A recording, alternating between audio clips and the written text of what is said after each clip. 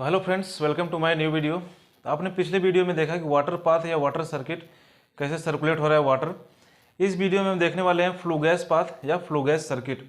तो flue gas path जो होता है वो कैसे कैसे कंबशन चैम्बर से निकल के चिमनी के थ्रू एटमॉस्फेयर में जाता है, उसी पाथ को हम इस वीडियो में डिस्कस करने वाले हैं। तो आइए शुरू करते हैं।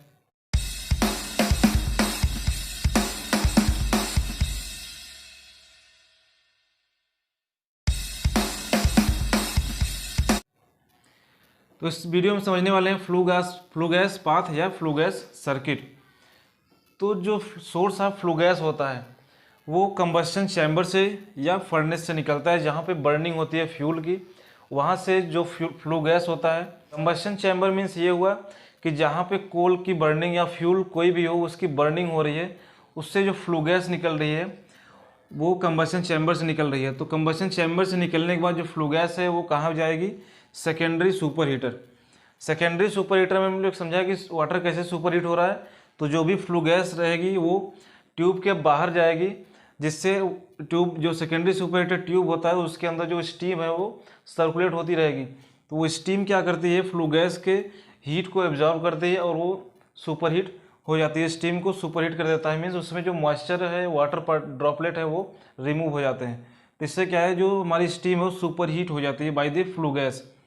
इसके बाद फ्लू गैस हो जाता है प्राइमरी सुपर हीटर में।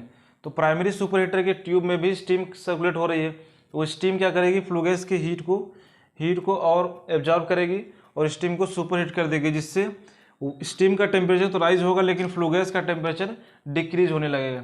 तो फ्लू गैस टेम्परेचर डिक्रीज होता है तो इससे बॉयलर की एफिशिएंसी बढ़ती है, और अगर स्टीम का टेम्परेचर राइज होगा तो इससे बॉयलर की एफिशिएंसी बढ़ेगी। दोनों कंडीशन में फ्लू गैस की अगर डिक्रीज होगी टेम्परेचर तो भी बढ़ेगी, अगर स्टीम की टेम्परेचर राइज होगा तो भी बॉयलर की इफिशियंसी बढ़ेगी। तो इसलिए इस जो भी वेस्ट हीट निकल रहा है उसको यूटिलाइज करने के लिए हम इसको अलग अलग पाथ से सर्कुलेट कराते जाते हैं।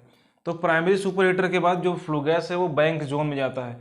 बैंक जोन का काम है कि जो भी फ्लू गैस में सॉलिड पार्टिकल हैं उसको इकट्ठा करना, उसको कलेक्ट करना, और आरएवी उसमें लगा होता है, रोटरी वाल्व लगे होते हैं जिससे वो हॉपर में जाता है। तो हॉपर में रोटरी वाल्व लगे होते हैं, रोटरी वाल्व के थ्रू वो सीलो में चला जाता है। इसके बाद जो भी फ्लाई ऐश होते हैं, फ्लो गैस या फ्लाई ऐश, जो भी जिनकी डेंसिटी कम होती है, जो छोटे पार्टिकल्स होते हैं, वो इसके बाद जाते हैं इकोनोमाइजर ट्यूब्स में।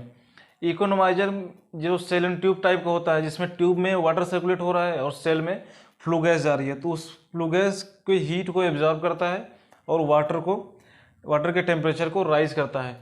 तो इकोनोमाइजर में क्या होती है? सेंसिबल हीटिंग होती है, जिससे वाटर के टेम्परेचर को राइज किया जाता है बाय द फ्लू गैस। इसके बाद ये जाता है एयर प्रीहीटर में।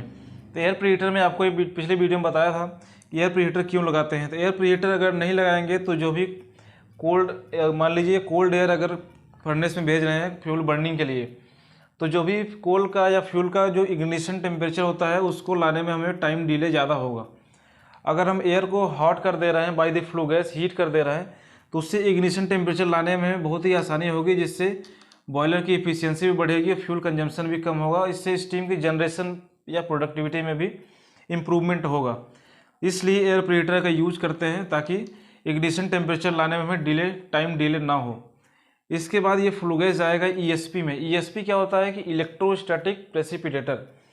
तो इलेक्ट्रोस्टैटिक प्रेसिपिटेटर मीन्स ये हुआ कि इलेक्ट्रिकल सोर्स के थ्रू जो भी फ्लू गैस हैं उसमें जो सॉलिड पार्टिकल्स हैं, जो भी फ्लाई गैस है, उसको सेपरेट करना, मीन्स अलग अलग करना। तो इलेक्ट्रोस्टैटिक प्रेसिपिटेटर का यही रूल है, जो भी हार्मफुल गैसेस हैं या हार्मफुल सॉलिड पार्टिकल्स हैं तो वो एटमॉस्फेयर से जाने से बचा सके, अवॉइड करा सके।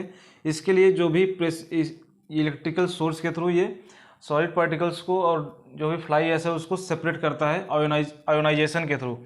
उसमें ट्रांसफार्मर रेक्टिफायर लगे होते हैं जो भी आयोनाइज करते हैं।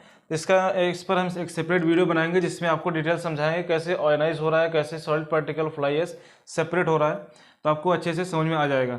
तो फ्लू गैस जो ईएसपी में जा रहा है इलेक्ट्रिकल सोर्स के थ्रू, ये प्रेसिपिटेट हो रहा है, मीन्स सेपरेट हो रहा है, अलग अलग हो रहा है। इसके बाद वो जा रहा है हॉपर में और सीलो के थ्रू वो बाहर हो जा रहा है। इसके बाद जो फ्लू गैस होंगी या फ्लाई गैस होंगी वो आईडी फैन में जाती हैं। आईडी फैन जो होता है ये इंड्यूस्ड ड्राफ्ट फैन होता है।